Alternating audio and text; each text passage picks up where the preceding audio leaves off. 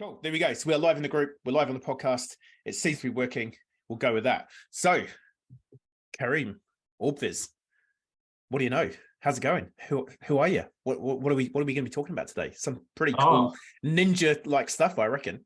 Really exciting stuff. Yeah, I reckon it's ninja stuff. But that's what we always think. We're pretty proud of what we've been up to. So we're a startup out of Christchurch down here.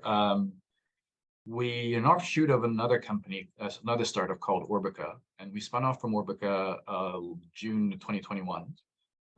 We started off with Environment Canada coming to Orbica and saying, "Hey, Orbica is a geospatial data consulting company," and ECAN came to Orbviz and said, Orbica and said, "Hey, we've got a bit of an issue here. And you'll probably understand this." In your world and most worlds is Excel sheets, we've got PDFs, and we pushed us out and these reports out to the public, and we've only had about, I don't know, a handful, maybe 70, but less than 100 downloads. No one really reads those PDF reports, right? Do you reckon? Do you? Really? Yeah, do you reckon? That's why, we were talking about it the other day, and you said that's why they hide the bodies. Well, that's what they used to say, wasn't it? Where's the best place to hide a dead body? Page 2 of Google. And I think you can also add impact report, any large conglomeration of data, unless you're into spreadsheets and numbers. Well, there are people that are into spreadsheets. I've heard that. Yeah. I've heard that. Yeah, and you can see them. You can tell straight away who they are. From afar, we've just alienated everyone who loves spreadsheets. I know. Apologies, sorry, guys. No. Apologies to Michelle Sharp in particular, who's actually a really cool human who loves spreadsheets. She's a bit of she's like one of those outliers, like spreadsheets and yeah. No, I've heard about Michelle. Her son's doing some really fantastic stuff, and I reckon he's going to be an F1 driver. F1 driver coming at you soon. Definitely. Yeah, big fan. So sorry, Michelle. Spreadsheets are great. We love spreadsheets, but for the rest of the people that don't love spreadsheets and tabular data and PDFs, what's next? What's there? The attention span is so small. There's a lot of numbers we can throw out, like 65% of the global population are visual learners, for example, and that's a data from 18 years ago. So it's probably even more so now, right? People's attention span with everything that's happening is very, very short. There are really good platforms out there that gives you so much data, like Power BI and the likes, right? And analytical tools, and they are for business analysts and people that really love spreadsheets and love the data. But what about the rest of us, the rest of humanity? The mortals, the ones that just go, "Oh, this is too complicated. I don't want to deal with this." It's that bit. It's the other part. We were told by a CEO who works in an industry with a lot of data. He said, "Can you do something with this?" and sent us spreadsheets. And we basically what we did is with Orbviz on the platform, and basically the feedback we got was what you showed me in a few minutes I hadn't seen in years. And that's really what it is. How do you digest information in a way, or consume it in a way that I go, "You know what, I get it. I've actually understood this now." And on the back of that, I have more access to data than I had about half an hour ago or 5 minutes ago. And I can give you better feedback. You can make better decisions, or I can make better decisions. Like, it just changes the way people look at that stuff. And that's really where we came about. And so on the back of ECAN coming to Orbica and saying, "Hey, we need a bit of help here," Orbviz was created as a software or platform inside of Orbica. And we've managed to spin off from Orbica last year, June, nice. On the back of having 6 local government councils and a few others in the corporate world, and that's really where it is. We're still a young startup, so officially we've only been our own entity since June of last year, so a year and a half ago. And it's young, but the potential is huge, because at the end of the day, it's really about people looking at it and going, "Well, I get this. Incredible." Yeah. And so you can use it for financial data. You can use it for, in this case, impact sustainability. What's really important? There's a lot of complex data out there, and KPMG just came out with a supplement to their global supplement report around sustainability reporting, And they said sustainability reporting is here to stay. It's really important for organizations, and that includes impact reporting. That, you know, Yep. people want to know what else is out there, especially in the ESG world. What are organizations doing? And there's, you know, there are now ethical investors and people that want to know, hey, are you really doing what you're saying you're doing for us in the environment and the social aspect and the governance side? Or are you greenwashing, so to speak, right? Or are you doing something different? And if you are, you're pushing it out to me in a format that is, I won't say outdated, but it's also static. So once you publish it, it's out of date. What's new? What else is out there? And I have to actually make the effort to read and go through it, unless you give me a summary and I look at 4 or 5 bullet points and go, okay, but what's more? It's hard, right? And so the whole idea of now, how do you change that? How do you get people interested in wanting to go, oh, cool. You know what? There's more to this. I could spend a few more minutes, a few extra minutes. And on the back of that, you go, I want to spend a bit more time extra and finding out. I mean, we'll talk about, you know, your impact report. And even when I show it to people, they know about B Corp. Yep. But also that's where it really stops. They're like, it's like, so what? Yeah. Oh, no, I've heard of B Corp. Yeah, absolutely. And we want to kind of give the people the ability to go, what does that really mean? What does it do? And you, as in your example, you know, it's like, so how did you answer this? What did you have to give? How did you become a B Corp certified company?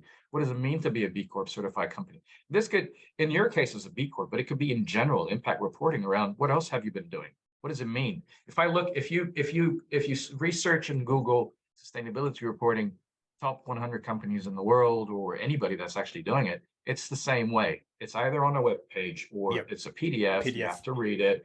It talks about, here's a chairman message, and then it goes through a bit of stats and then talks about what you've done in your emissions reporting, and have you, you know, are you achieving this and that? And so there's a I mean, yes, there is a framework or a structure to it, but it all looks the same. And at the end of the day, it's because it all looks the same. And what if, you know, it's hard to search things out there. What exactly does it mean?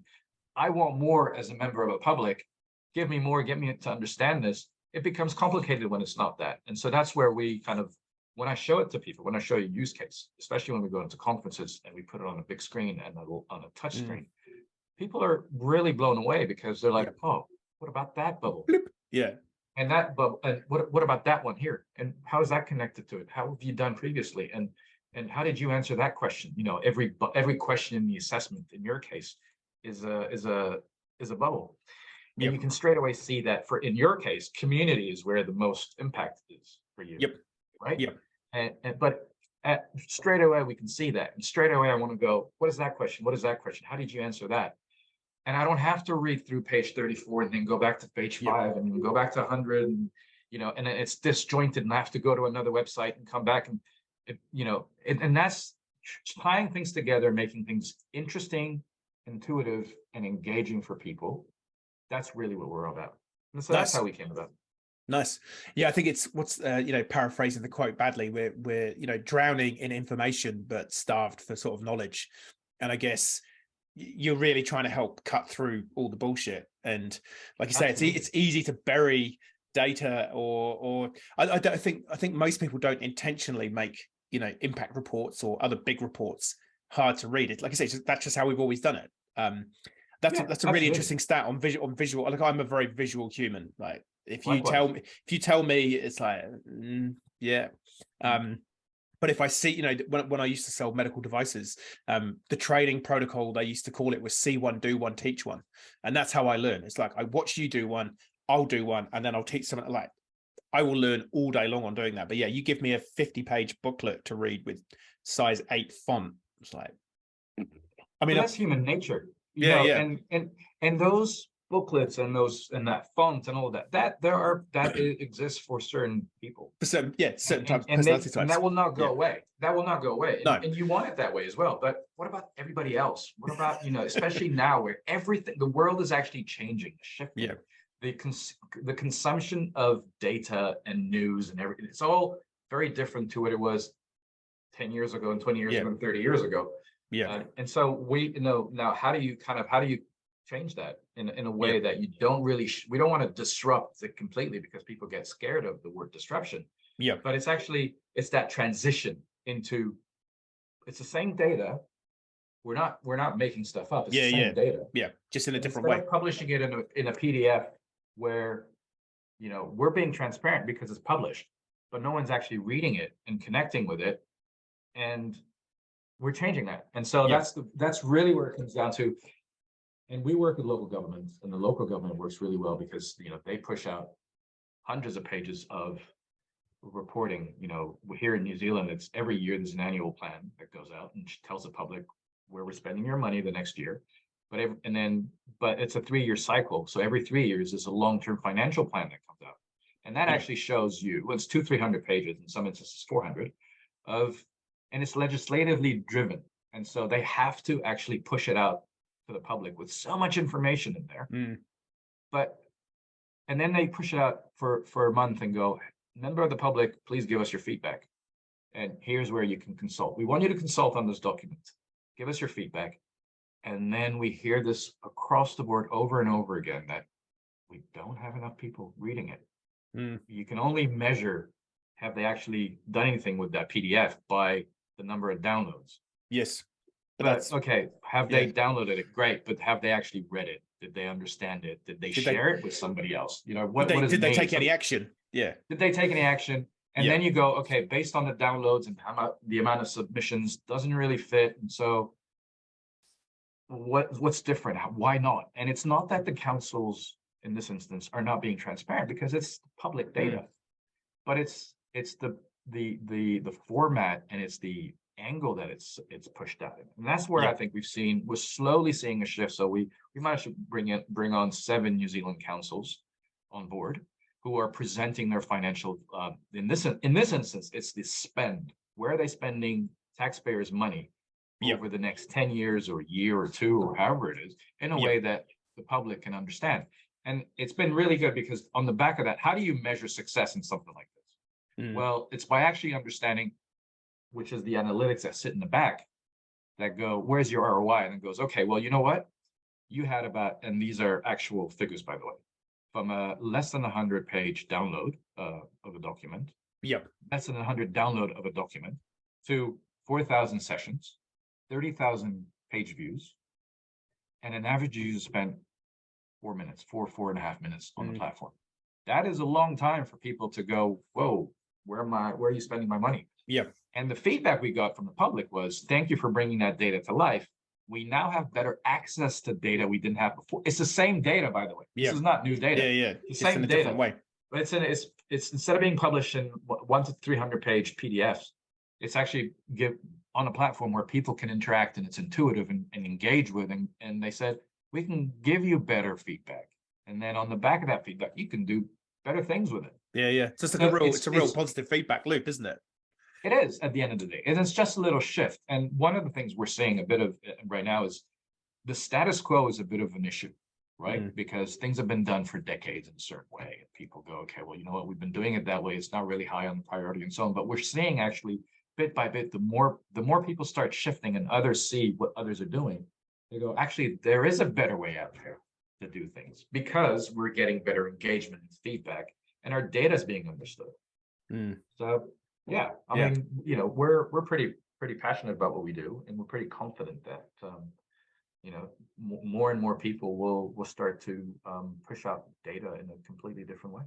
100%. So how did you get into this world? Like young Karim growing up, was he like, hey, when I'm old, what I want to do is help people connected? Like, how did you get into all this stuff? Young Karim grew up in different places. So I was born in Senegal, west coast of Africa. My father was working there. I'm Egyptian, background's Egyptian. I grew up childhood was in Tokyo, and then went to school in the US and moved to Kuala Lumpur. So I did a few years in Malaysia, and I did a couple of years in the Congo. And then I worked randomly off and it's ironic because now we're looking at impact and sustainability and so on. But I did work on an offshore oil rig in the Mediterranean for for about a year back in the day. And I mean, if you're going to work on an oil rig, the Mediterranean sounds a lot better than the middle of the North Sea. yes, that is actually very true. The stories you'd hear, you'd have to actually wear a wetsuit before you get on a helicopter. Yeah, because it's so cold. Where yeah. we were just wearing shorts and and just prawns and yeah, exactly. nice glasses of wine. Yeah, as opposed to the guys in the North. I don't know which oil rig you were on, but but yeah, and then after that, moved to Dubai. So I was in Dubai for many years, and met my wife, who's from New Zealand, and she wanted to move back home. So we moved back home. We had a family and came over here. And yeah, it's been good. So Auckland, started off with Auckland, and then now we've been in Christchurch for almost 3 years now. And so my background is sales, really. I come from the sales world and doing different things around the sales vertical. And it came about where I met at one of a networking function. I met Kurt, who is so we're 3 co-founders at Orbviz. Kurt is also the founder and CEO of Orbica. So that's how it started off. And working at Orbica was Vanessa O'Brien, and she was the comms and marketing manager for Orbica. And when the company spun off, Vanessa took on the role of co-founder and CEO of Orbviz. And I came along a month after it spun off. And I'm also one of the co-founders of Orbviz right now. So we're 3 co-founders. Nice. And when I saw this, it was a year before I joined. Kurt showed it to me when it was still a product inside of Orbica. Yeah. And the first thing I remember when he showed it to me on the big screen, I remember standing up and going, wow. I stood up, went straight to the screen. I went, wow. Imagine looking at the annual reports and all these PDF reports. Imagine if you're Minority Report. You remember that movie? Yeah. Exactly. And it kind of, I had that. I always thought that was really cool when Tom Cruise was pushing things around. Was it Tom Cruise or somebody else? Yeah, Tom Cruise. And that what came to mind. I was like, wow, imagine if you can actually then move this expense here and that expense there, or whatever it is that you want to show. And I kind of connected with it. And Kurt and I stayed in touch for a year. And I managed to join them afterwards. And it's been a really interesting journey. So nice. Yeah, I first heard Kurt talking at some sort of networking event in Christchurch, and I was like, he's got a very deep baritone voice, which instantly, you know, like you pay attention. It's like, man, you should be in some choir or be like an opera singer with that voice. Well, he's setting up a podcast. It's coming out at some point. So what's definitely got that. Well, I don't know, but he's got the voice for it. Right. Oh. Yeah. And I just remember him talking about one of the projects that they worked on. I think there was an outbreak of like Legionnaire's disease, or there was something, is that right? There was something going on in Christchurch, and the district health board were trying to work out, well, how do we track where it's come from and where it might be going next? And Kurt was kind of like, well, give me the data, and half an hour later he plotted it and got it's come from here. It's like, that's pretty cool. He's really incredible. He's got this really big entrepreneurial brain, and just the stuff that Orbica are doing now is going to blow people away. It's going to change a lot of things. So we're pretty excited about that. And also Vanessa, the co-founder and CEO of Orbviz,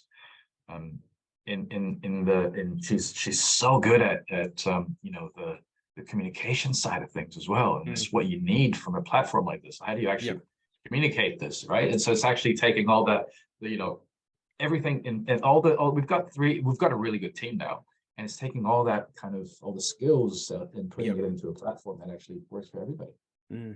Yeah, I think it says something that if you've come from a sales background, and if you can get a salesperson interested in data. I mean, I come from a sales background myself, and I remember when I first started in sales, we used to get like a printout mailed to us. That's how old I am, rather than sort of email to you. And my mate Will, who was one of the sort of highest performing sales guys who I was trying to emulate, he just said, right, forget all this data. The only one that matters is the sales number.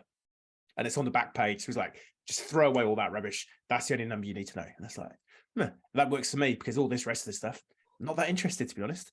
So Yeah, if you can capture the hearts That's the and mind thing. of a salesperson around data, you know you've got something.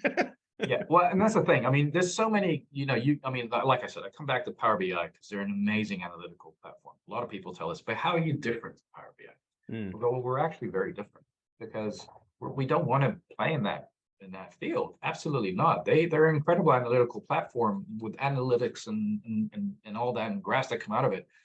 But you still have to explain it at the end of the day. yeah, Someone will actually look at this and still go, hey, well, can you explain this to me? Actually, using Power BI, you need training. It's pretty intense to use. yeah, And then you still have to explain it. You still have to put it in a PowerPoint or in a Word document. You still have to explain what you're looking at. And that's the bit where we are in. And it's like, you know what? There's a lot of data and a lot of analytics out there. There's a lot of graphs and all that kind of stuff that's coming out. yeah. I just want something that I can understand very quickly and give me a story straight away. So the storytelling aspect of the platform is actually really key. Yeah, 100%. Because I think that, and then I guess this is why we connected, because it's like, there's lots of companies looking at B Corp, increasingly this whole idea of impact reporting and trying to tell the story, and it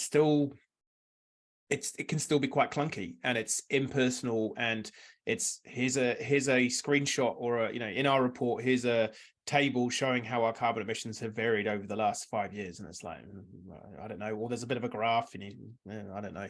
And I think that's what really appealed to me, was just the interactivity. And I mean, we've been, I guess, putting ideas back and forth to each other as to how this can help B Corps, and how what B Corps need in particular can help you iterate. And that touchscreen idea, where you can then use it as a mechanism to get stakeholder feedback, get internal stakeholder feedback around, well, where should we be looking at being better? This is how we've performed.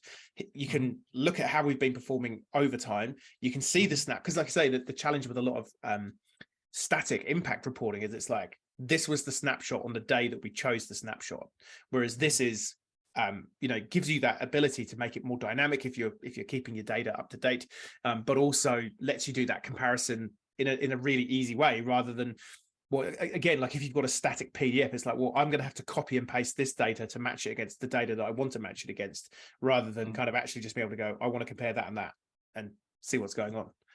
So it's simple. Keeping things simple is what it's all about, really, at the end of the day. What a crazy idea. That's what it really is. Crazy, isn't it? I mean, we always say that when someone asks me, hey, in a sentence, can you tell me what Orbviz does? And we really keep it simple. We just say, creating reports people actually read. Simple. It's as simple as that. Yeah. The report can be in different formats. Well, the format that we use is really one that people go, oh, cool. All right, I can spend some time on this. This is easy and cool. Yeah.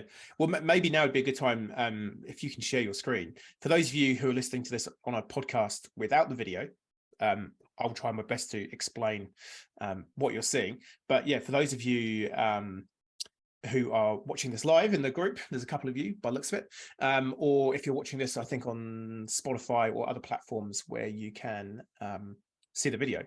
Can you share? If you've got the, you can share your screen. I'm about to share my screen. Cool. You go for it. So what I'll do is I'll share a couple of iterations, but just to show you how we came about. So I'll do a bit of a comparative view here so that you can see. So what you're looking at here now is a long-term plan from one of the councils, ECAN.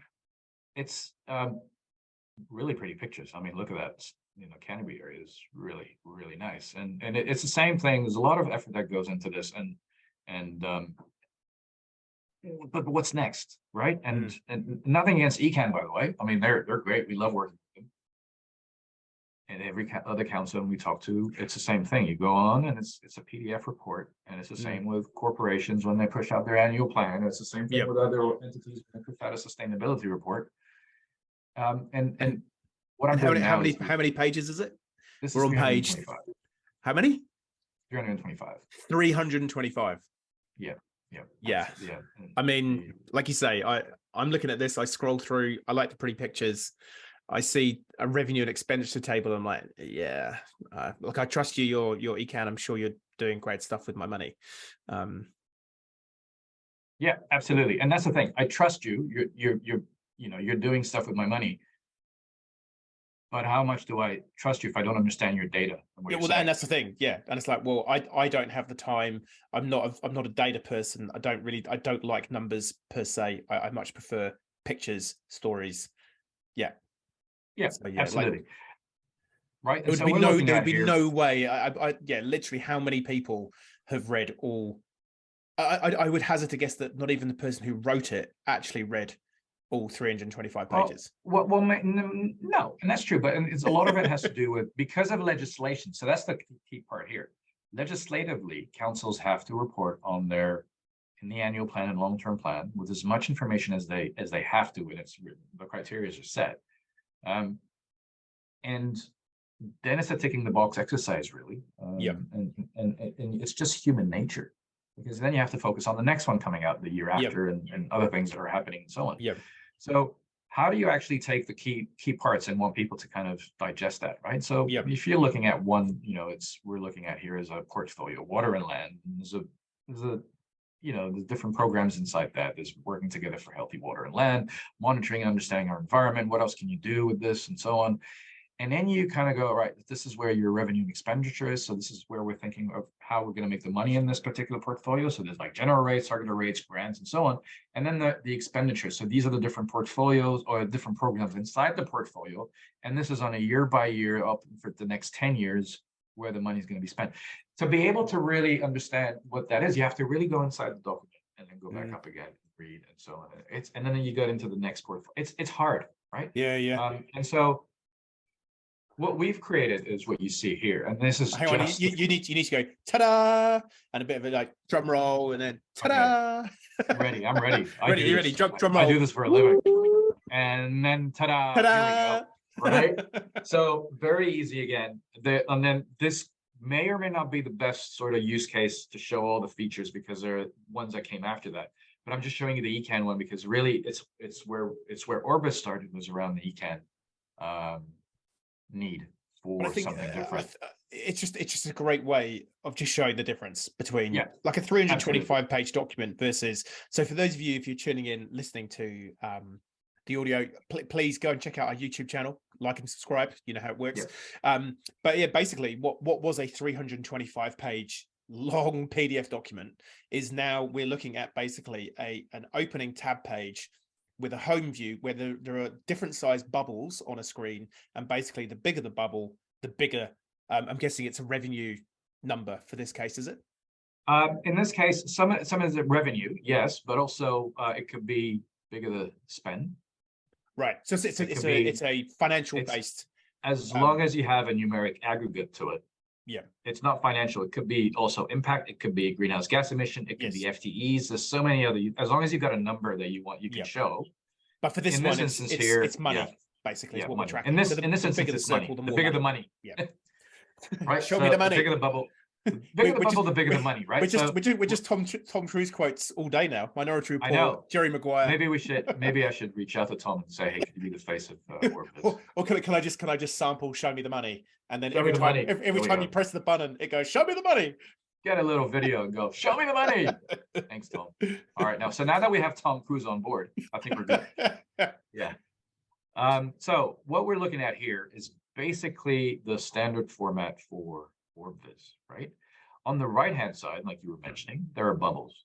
In this instance, it's 340 individual bubbles. They represent 340 individual projects that have money, whether it's spend, so whether it's money going out or money coming in. In this instance, that's what the bubbles represent. Yep. The size, the color corresponds to which portfolio we're looking at. So we were looking at water and land before in the PDF. The next one, which was green, which was biodiversity and security. You'll find that in green as well in the tab in the middle. On the left-hand side is really what we tell people and what we see as the differentiator between a lot of the other sort of platforms out there, especially if it's, the Power BIs of the world, where it's quite complex and you still have to take that graph and go and explain it. It's the content, the storytelling, the narrative part of the platform. And so this is where you can tell your story. This is where you can tell, hey, what am I looking like on the right-hand side? So we've got a little pie chart here, but you can actually, or a donut chart, you can put a video, which is what you've got. Yep. You can put a photo, you can put links to other website, also what you've got. And so there's different ways of actually telling your story, and it's not just text, right? So we try to move away from text. But if you want and you like to tell your story in text format, hey, knock yourself out. We've got the platform on the left-hand side here for you. If you want people to actually read a PDF, you can hyperlink the PDF onto here, and you click it, and it'll open up the sustainability report or the financial report or any report. If people like PDF, hey, I'm talking to you guys out there who still like PDF. We've got you covered still. We right? are a fully inclusive and we diverse. It's 2022. Everyone's welcome on the platform. And if you like PDF, hey, we've got you covered. So we're not. If you like Excel sheets, we've got you covered. We're not ruling it out. We're just providing something that's a bit less complex and easier for people to digest and read. Right? Cool. Tom Cruise, I hope you're listening. I'll be calling you people really soon. So next, if I want to know now, give me a 30,000 feet view of where the money is going or coming from. Straight away with one click, there you go. Now, to be able to do that on a PDF, I would have to, and I'm going back to the PDF here, I'd have to like go up and down this PDF. This is just a comparative of this one, right? And I mean, others can potentially have a page that kind of does a bit of a comparison, but the normal practice is that you would have to go up and down a document. Yeah, and maybe copy and paste it into your own spreadsheet. Absolutely. Right, and that's just how the documents work. So now here's a 30,000 feet view. Now, if we were looking at the water and land portfolio. So if I want to focus on water and land, I'll click on water and land, and that gives me a 15,000 feet view of water and land, the different programs that are here, which is 6 of them, which they also exist in the PDF, which I'm back to now. Just giving you a bit of a headache so that you can see the difference here. Flicking between the two. Flicking between PDFs and going up and down the page. And you can actually, can you hear the sound? The click. Yeah, that's actually the sound of PDF. If you didn't think PDF had a sound, that is actually the sound of PDF. It's kind of like, well, I kind of feel like the other phrase you should use is like, if it's like that, you know, if a tree falls in the forest and no one's there to hear it, you know, did it really fall? It's like, if no one heard the PDF click, did the PDF really exist? Well, exactly. You know, does PDF really exist? And we know PDF exists. We know PDF exists, but you know. Well, now we know that there's an actual sound for PDF, which is, again, here you go. You can hear it. It's a bit faint on that one. Yeah, that was a bit dramatic. I know I actually did the dramatic bit, but that was actually the sound of the mouse scrolling up and down, right? That's the sound of PDF.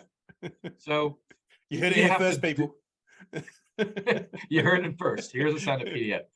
But that's how you kind of interact with a long 200-300 page, even if it's 50 pages, you still have to go up and down and read it. Okay, where does this connect to? How does this connect to that? And so on, right? And then, so now we're looking at, go back to Orbviz. Now we're looking at water and land. This is a 15,000 feet view. Now, if I want to click on, hey, what are these programs? I'll click on one program. You see the data on the left-hand side, which is the narrative content part, changes depending on where you click. And now you've got a 5,000 feet view of what you're looking at. And if you want to go all the way down to a little bubble, so we've got here, it says, what does this say? Plant administration, freshwater regulatory framework. That's a tiny little bubble. It's about a total revenue, $155,400. If I click on that, you see the left-hand side actually changes, and it gives me information on what I just clicked on. So now I'm looking at the grassroots ground level data, right? In a couple of clicks, I went from 50,000 feet or 30,000 feet, depending on which airplane you're using. And you're looking at the entire data to 15 to 5,000 to ground level in a few clicks. And then you can go all the way back down, all the way back up to your 50,000 feet. Very, very easy. The insights. So what you're getting out of this is not only is it, hey, I mean, this is actually there. Oh, by the way, there is an actual TEDx about the joy of bubbles and why circles and bubbles work on the psyche. Interesting. Because so there are no hard edges. It's pleasant to look at, you know. So, and I mean that's another kind of discussion here. I can share that with you. It's actually really cool. So there's we didn't even realize this, but there's a scientific that's interesting thing behind why the bubbles work, right? Why moving bubbles are actually pleasant to look at. So not only is it pleasant to look at, and it's like gamifying what you're looking at, the data and so on, making it pleasant and easy. It's actually very intuitive.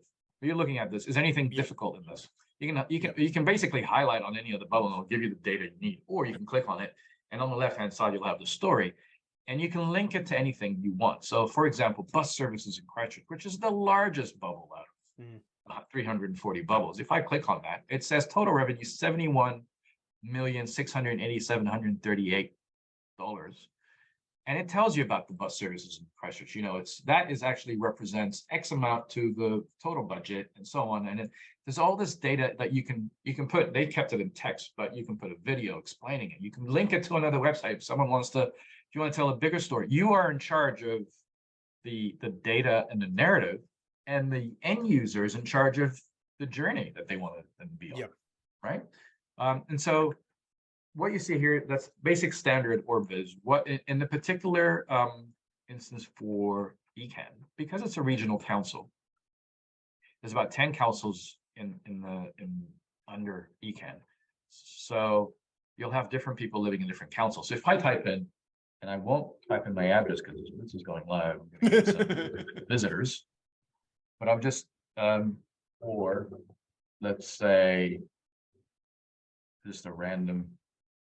Is there a road called Kashmir? Or is that Kashmir Road is definitely Kashmir Road. Okay. Well, if anybody's living in 25 Roundhill Rise, Kashmir Estate, I'm really sorry. Yeah. Hi. But by the way, yeah, thanks for tuning in. But by the way, I just typed in your address, and out of 340 bubbles or projects with funding and costs and so on, it just showed me very quickly that out of the 340, you at 25 Roundhill Rise, Kashmir Estate, Hoonhay Valley, are actually, the rates that you're paying covers 261 projects only out of 340. So it's a bit of a customization, what's in it for you kind of thing as well. Where's your money going? And we're looking to develop it even further to kind of go into what exactly on your bill, your invoice, every single dollar, where does it go? But that requires a bit more development, but that's where we want to get to, right? That's a bit of that development. Can you do that in the PDF? What I just showed, what you're looking at here right now, there's no way can you do that in the PDF? Unless, no, unless you're like really, I guess unless you actually got the raw data from the council. But even then, But then even then, it'll be probably 1,500 pages with line items of every single house in New Zealand or in the Canterbury region. And then it's just very, very complicated. So the whole idea of Orbviz is giving you that insights to the data and accessibility to data that you didn't have before in a very, very simple manner, engaging and intuitive. And it's like, hey, I want to spend more time on this than anything else. And so now we're looking at a council and it's showing financials. But now let's put another hat on, right, and go, right, well, how does this work in the outside of a financial world or outside of the council? So we in Orbviz have identified that we're going to be focusing on sustainability next year. And that's really the key. There's a lot of stuff. I mean, KPMG just came out with their supplement for New Zealand, supplement of their big report around sustainability reporting. And the New Zealand supplement part was with KPMG New Zealand, and they came out and said, sustainability report is here to stay, right? But there's more that needs to be done around it. Lost opportunities around, brand positioning. Are you actually doing what you're wanting to do? Or the public or your consumers or people that want you? Where do you sit on that? Opportunity around investment. There's a lot of things. Have a read through it. And there's a lot of things that are actually really, really neat around why sustainability reporting is important. And what can be done differently. We're moving away from the greenwashing, moving on to data that we don't really understand. It all looks the same. Hey, you're saying you're doing so much, but how does it work? What does it mean for me? What does it mean for you as a brand? And I guess we did that. We did your B Corp and the B Corp movement. Hey, by the way, congratulations! I just saw on LinkedIn that there was a big party in London. So 1,000 company in the UK. They've gone a growing movement. Yeah, man. They went from I think it was 150 in 2018, and they're now at 1,000 in 2022. So whatever's in the water in the UK right now. It's B Corp. It's B Corp. It's very B Corpy. Yeah. Yeah. So yeah, but there is a growing movement for it. And why is that? I mean, that's the question I'm going to ask you. Why is that? Yeah. Yeah, it's a great question. I think there's a confluence of factors. I think we've got increasingly, as individuals, we're increasingly aware of the impact that we all have, and whether that's good or bad. And I think this kind of links to the overarching desire for everyone to have some sort of purpose and meaning in their life and the job that they do. And I think increasingly over the last probably decades, we've kind of realized that maybe what a lot of us have been doing in our day-to-day job isn't actually that positively impactful. So then as more awareness comes around, pollution, environmental issues, social issues, you layer on top of that kind of social media, and now it's pretty easy to connect to other people who think and feel the same way about a challenge or something that you see in the world. And then on top of that, I think you layer COVID, and everyone had a bit of a moment to sort of sit at home and reflect on, well, do I even like my job? Do I even like the people I work with? Do I even like what I do? And maybe now's the time for, I think kind of everyone had a bit of a mini existential crisis really during the various parts of the pandemic. Which is just leading to those individuals are then also customers, they're employees, they are part of someone's supply chain, and they're potentially in the investment world. And we're just seeing, I think, a changing of the guard across the business world, where people are kind of going, well, hang on a minute, what good do we actually do as a business? And I think one of the big things I always like reflecting on was, during the lockdown we had here, was when some companies were like, no, we are essential. And the government's like, no, you're not essential. And I think for me, that's like an interesting question to ask yourself as a business is, how are we essential for existence? Because if humans don't actually really need you, then why are you here? If you're taking up too much space, then what are you doing? So but you see, that's actually quite interesting, because I think it's also a generational thing, because that's how the younger generation are thinking about things. And so that's why it's a movement, and it's growing, and it's not just B Corp, but B Corp's moving really, really fast, by the way. We're really impressed by it. But in general, that whole kind of ethical investing and ethical purchasing, and what, where is my money going? And I want to make sure that's actually how the world is actually moving now. It's where it's going. And so that's why we're seeing a bit of in a way, yes, it is fast. You can see it moving really fast, but actually in other ways, it's actually pretty slow still to transition, because it's still led by, generation. There's the boomers and generation X, and it's like, what I want to move, but not yet. It's potentially it'll be much faster later on. I kind of think the younger generation. I kind of think we're kind of in the curve of that change, and I think it's really hard for us to really pin down how fast or slow that change is happening. And I think in my gut feel is it's probably happening quicker than we actually think it is, but we're not seeing the outcomes yet. Because we'll talk about this in a minute, in terms of like some of the bigger reporting organizations that are now mandating that companies have to report. So, whether it's going to be the stick or the carrot, pretty soon people will be demanding at some level, but like I say, whether it's institutional investors or TCFD, or if you're at the big end of town, as in a large listed company, pretty soon, wherever you are, in most sort of Western democratized countries, there's going to be requirements that you report on at least your environmental performance. Oh, it's happening already. If you're looking at the EU and what they're doing, the European Union, the Commission, so on, that's already happening. 100%. And you've got it here. XRB is also pushing it. Yeah. Totally. And this is the thing, talking to a mate of mine, Tina, who runs conferences on sort of ESG in the real estate sector primarily. She's got a conference coming up next year, and one of the topics they've got is going to be, I think it's my scope 3 emissions are your scope 1 emissions. We need to talk.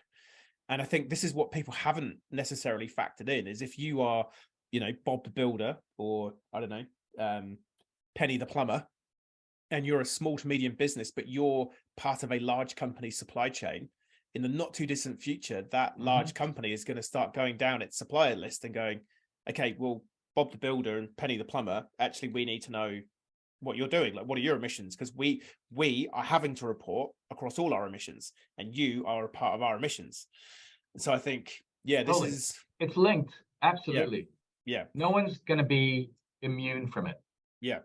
So that's where I'm kind of optimistic that everyone's going to start having to think about how they do what they do, and what does that mean, and how does it interact, and how, you can't just, I think, right now there are some companies that are reporting on one metric that makes them look really good. But if you actually scratch the surface and look at, deeper through the supply chain or other parts of it, actually you're not doing that well. And pretty soon that's not going to fly. And it's going to come out, and it's going to come out. Yeah, And when yeah. it does, what do you, it's almost, dare I say it, too late. And then you're going to be in Yep. crisis management, Yep. and so, but again, they're quite and having said that as well, there's a lot of companies that already have data and they push stuff out and they create these big reports and sustainability reporting and so on. And a lot of people want to do that, whether it's being because it's mandated and they have to, or they really care. But the key now is you've got so much data and you're pushing it out. But is it just a ticking the box exercise? Yeah. Are you now saying, hey, I've now spent time, money, and effort, resources, and so on to create these reports and to create these documents, and here you go, and good luck, and read them. And if anyone asks, it's like, hey, we tick the box. Hey, you can go on the website and read this PDF. It's 200-300 pages, or it's 50 pages, even if it's 10 pages, right? Or actually, this is what we've been doing, and I want you as the end user, whether it's the stakeholder internally, or the board level, or the investor level, or the consumer level, or anybody, whatever level, to go, cool. This is neat. I get it. Cool. There's more there. It's live. It's not static. It's being updated. I understand it. It's linking me to things that make sense. And I can see why you've done it a certain way. Or if you actually need help here, what are you actually doing? There's a big thing that came out actually, and I think you wrote about it. When the Nestle, or is it Espresso? Nespresso. Yeah. Nespresso being B Corp certified. And there's a big uproar around how can Nespresso, be B Corp certified, and all the little pods go to the landfill anyways, and so on. But it's like, but wait a minute, actually, that's perfect, because they're actually doing something about it, and they want you to know that we're not, we identify that there are gaps, and we're actually filling those gaps and doing something about it. And this is what we're doing. Yeah. But so that's really, really important now for people to actually go, hey, I'm not just pushing this out for the sake of pushing it out. There's a story. I have to tell it. People need to know why I'm doing this and how I'm doing. And I think this is, we sort of talked about it, or we've mentioned it already, like this greenwashing, but there's also what we're seeing, and a big fear is what's called green hushing, where people are scared to tell the story because they're not perfect. But my whole take on that is, look, there is no perfect company. There is no 200, at the minute, if you wanted to try and win B Corp, as it were, you need to score 200 points. Well, there is no 200 out of 200 point B Corp currently. So no one's perfect, even on the B Corp framework. There's possibly a perfect company out there that is fully regenerative and making, absolutely zero impact. But if there is, I don't know who they are. But I think the vast majority of people recognize that no organization is perfect, no individual is perfect. But we've got this moment in time where we're all trying to be better, which is why we call our community group Be Better. It's like, use B Corp to be a better company, and recognize that you're not perfect today, but if we can all strive to be that 200 point B Corp, that's kind of really all you can ask people to do. And again, I think, what your platform allows people to do is present that and go, look, this is where we scored well. Great. This is where we haven't scored so well, but this is why. And that, this is, again, that I talk about this pretty frequently. The tension that purpose-driven businesses have is you need money in the current economic system to do good. And if you don't have the money to do the good, if you do the good and then you run out of money, then your business isn't here. So it's being able to identify and work out what is important to you, what's important to your stakeholders, but also explain and tell the story that, like, we didn't do so well here, and this is why, and we're aware of it. But equally, just being, I guess, humble, but also vulnerable, I guess, to sort of say to people, but look, if you know how we can solve this, we'd love for you to help us, because, there's a lot of things that people just don't know how to make better. It's like, it's a systemic thing. It's like, but hey, give us some ideas. We're listening, and if we can make it happen, we'll give it a go. And you're talking about the B Corp. So obviously, we're talking about mainly SMEs, the majority of Yep. those small to medium enterprises. But even if you look at the larger ones, so like take the top 10, top 20 or 50 or large organizations globally, who have a sustainability team and who push out sustainability reports. Yeah, you'll have big press releases coming out and big headlines around, yeah, we've done this, we've done that, and so on. But it just kind of, it's a ticking the box. To, you know, the reporting could be 50 pages and really good photos and some videos and so on. But what does it mean? You know, you're doing great and you're doing perfect, but who is it targeting? If it's targeting nobody other than the ticking the box for regulatory purposes, then that's a shame. And that's where things are changing, because it actually has to change the way people are reporting, because it has to make sense. Yep. Right. And if it's audited and goes, you know, you've done really well, but if your end user, your stakeholders or people are not actually connecting to any of this data, it gets lost on the importance of it. Exactly that. And that's what we were talking about that before we came on. And I need to connect you to Chris and Lizzie. So, you know, a B Corp, local B Corp as well, that has historically done a really good impact report is Kathmandu. And that's because they worked with Chris. So shout out to Chris Herbert, who is a storyteller. And, you know, she kind of had to take them on a bit of a journey initially to say, look, you know, I hate to break it to you, but no one's reading your impact report because it's quite boring. No way. I know. Could you imagine that? And so, you know, she said, look, let me reconfigure it for the next one. And, you know, I always remember this story. Like, I don't remember all the details, but the story sticks out because it's a story. You know, one of the team at Kathmandu who was responsible for helping source the down material that goes into the puffer jackets, well, he's a vegan. And so Chris worked with him to write a story about how he goes to the factories where they source their down from and how passionate he was about animal welfare because he's a vegan. And it's like, well, that's a cool story, but it's also true. And it shows the depth of care that the person who's monitoring the ethics and the animal welfare of your products actually cares.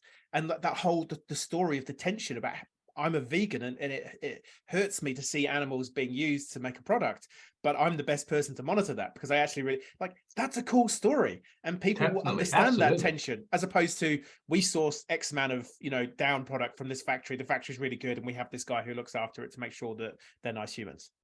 People, I mean, people want something to relate to. So if the data is complex, they'll just go, here's another one of these reports or whatever this means. I don't get it. But if they relate to it, that's what it is. Or if they relate to it, but also if they just understand it, right? Yeah. It's easy to digest. They don't have to relate to it, but if it's easy to digest as well, that's the second level. You go, right, okay, now I get this, right? There's more to it here. And so that's what I've got opened up here. You know, you sent me this data in an Excel file. Yep. You actually sent me 3 files. 3, for the 3 years. And that's the thing, you know, 3 years. You know, I've had that data since 2016. And I've never like copied and pasted it all into one spreadsheet to then compare it. Like it literally never even crossed my mind to actually do that. Whereas here, you know, I can just go in there and play around and go, okay. And, you know, as my team's getting bigger here, and we're working with more people on sort of same ideas, it's like, hey, can you just have a quick look and like, what do you reckon? Like, should we be looking to do more under environment next time round? Is that important to you? How can I do that? And it's just really easy to click on it. So yeah, if you're listening on the audio version, we're looking at, so I worked with Karim to create the first B Corp impact assessment, I guess, like impact report using the Orbviz tool. And yeah, for someone like me who's visual, it's like, I can just look at it and go, well, this is how I've been doing. You know, what are the areas where I've done better, I've done worse. Yeah, it's super easy. But the whole idea is, I mean, if it's just a matter of seeing where you've done good or bad, you can use a simple dashboard. Yeah, really. And there are dashboards out there that'll just give you, it'll just go, you need to work on here, you know, and this. But that's really where it sits. Dashboards are usually one layer. It's pretty static, and you can't really go up and down and understand the story. What's actually the content behind what you're looking at? So again, we look at this, and the way it's the same format as Orbviz. So I actually don't know how many bubbles, I can't remember, but let's say it's I know it's actually 100 bubbles maybe. Yeah, I can't remember. 90 odd bubbles or not, but so the bubbles represent a question. Every question on the assessment is a bubble. and the size of the bubble. So now we move away from the financial world, and the size of the bubble is the size of the impact of that question, or the size of the total points available for that particular question. So straight away at a glance, I can tell from here that the community impact area has the most impact in their questions for you. And straight away that goes, okay, cool. There's a lot going on there. There's disclosure questionnaires that have 0 points, so they're all the same size, but you put it in there because it's like, how did you answer them? You know, what were the questions and so on. But straight away on the left-hand side, so if you guys are watching and you can't see this, on the left-hand side, every panel has a video that Tim uploaded. So this is where actually is different than for looking at an Excel sheet or a PDF, is because you're now able to, by uploading a video explaining what you're about to look at, you're making this engaging for people. Yeah. So right? I did a little explainer, just sort of saying, hey, this is the area, this is, you know, from a B Corp context, this is what community looks at, or this is what governance looks at. And this is sort of like the highlights of where I scored well this time round. So, yeah. And you've got that comparative view here. For those who are just starting off on the journey, you won't have comparative data. But that's where you start, and you can potentially kind of go, you know, every time you do an assessment, you can put your data up here, and we can see that Tim's done really well. I mean, he's doubled his points in the third assessment right there. The governance one was the interesting one, because that's the one where we've gone up really significantly, and that's because look at that. But and that's because, you know, we have, every B Corp now has to do this legal requirement. So you have to update your constitution. And so that's how we've got the uplift. But it's like, it's interesting to know that that's a thing, but it's like, we were really happy to do that. And this is what stakeholder governance is actually all about. It's about, you know, making the owners and shareholders aware and accountable for the impact of their operation. So it's like, that's how I've got 10 more points on that section this year, and this is why. And so, it's really cool way to explain it.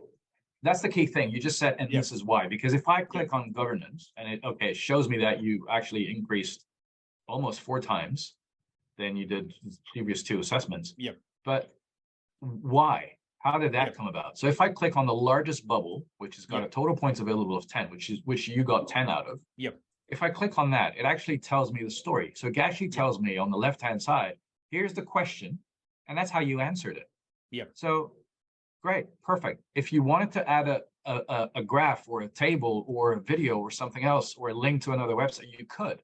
So you've got the ability on the left-hand side here to tell your story fully or not. It's up to you. But then I go, okay, great. You got a 10 out of 10 mission log. Let's go back to the impact area. Give me the 30,000 feet view. Or 50. And you go, right, okay, what's next? So I know from here that community where you probably got, and you did get the most points. It's 33, over 33 points out of community. Next is governance, 18.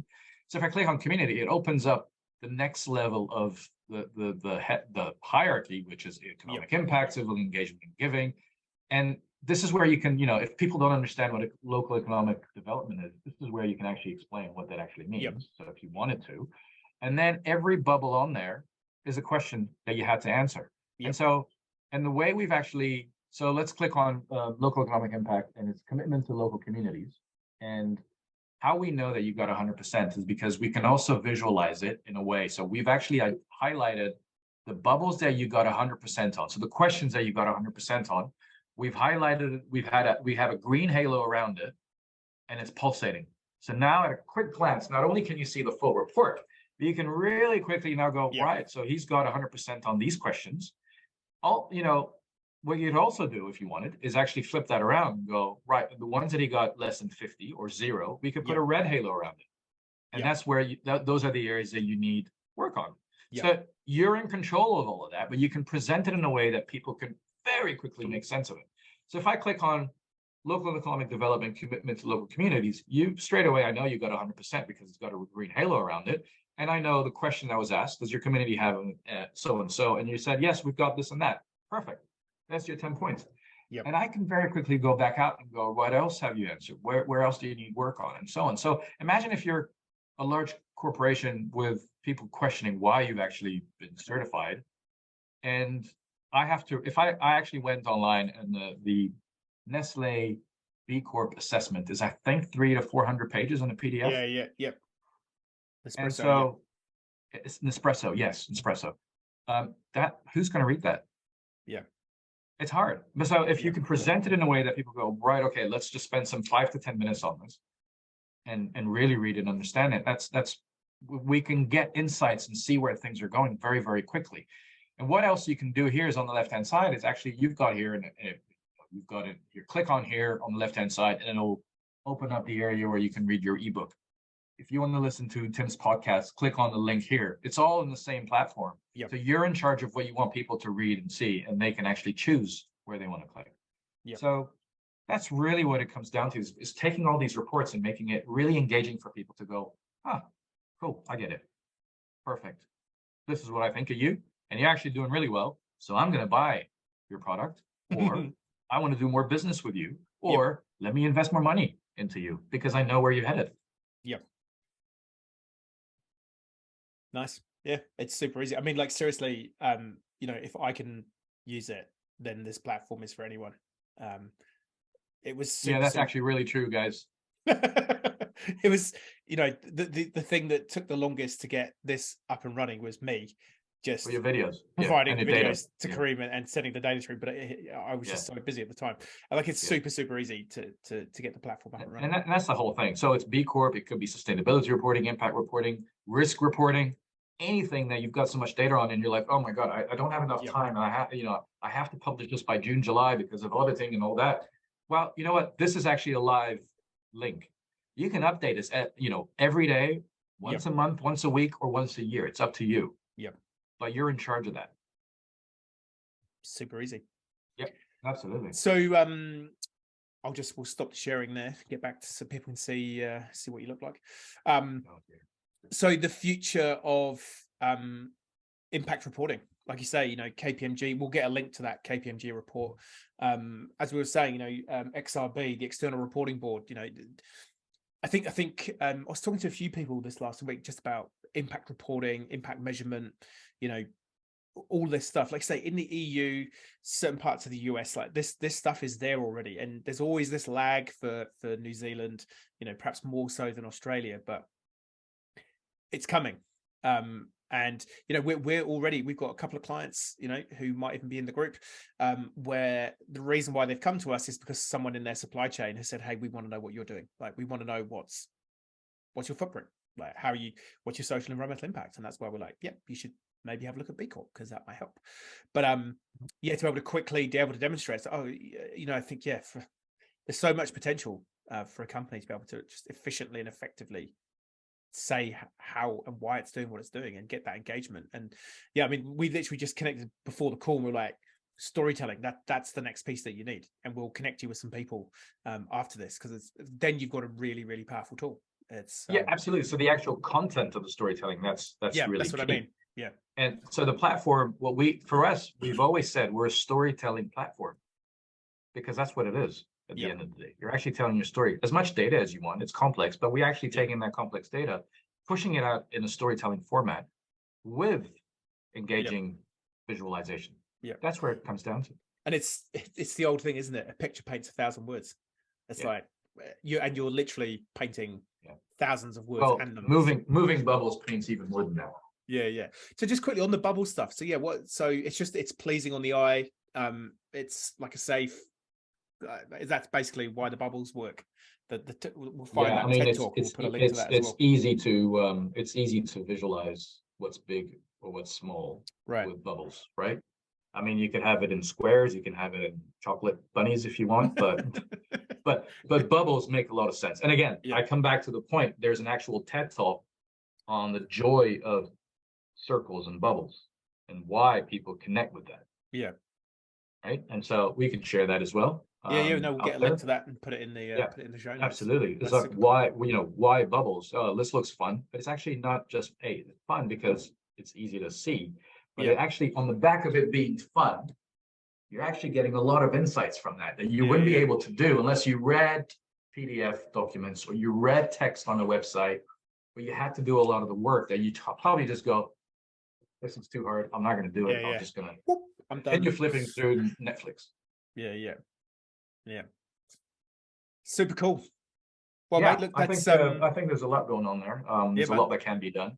Where this is Orbviz 1.0, what we showed, right? We're on the development path. We're going to be adding a lot of different features as we go Yeah, along. From now until probably mid of next year to end of next year, we're going to be yeah, adding multi-metric capabilities, flexible hierarchy. So instead of going, 3 tiers to see the bubble, you can go 2 tiers or 7 tiers, depending on where you want to yeah, click.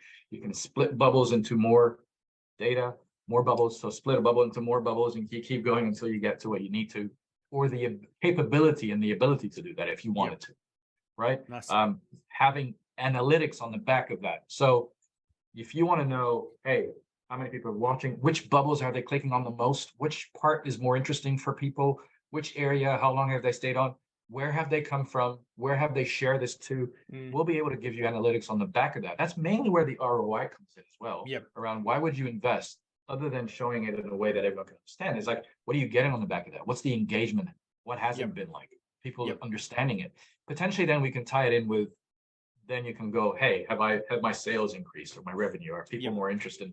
There's a lot of things that can go into that, but we want to bring those analytics inside the platform as well. So we're building as we go along, and it's a ride and a journey. I reckon, man. Looking forward to being a small part of that journey with you. Yeah, Um, definitely. hey, mate. Well, look, really appreciate that. Yeah, we've got links everywhere. Like I say, we're recommending you to people as we're talking to them.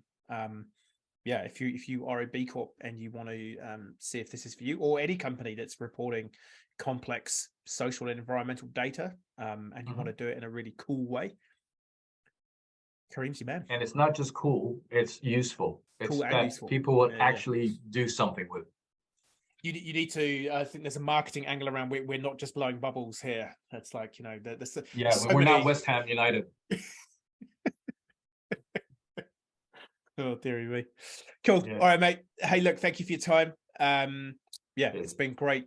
Been Likewise. great chatting to you, and we will stop the live stream. So thank you, people, for tuning in. Thanks, guys. And there we go. Live stream is stopped, and we will. Hey, it's Tim here, that B Corp bloke from Grow Good.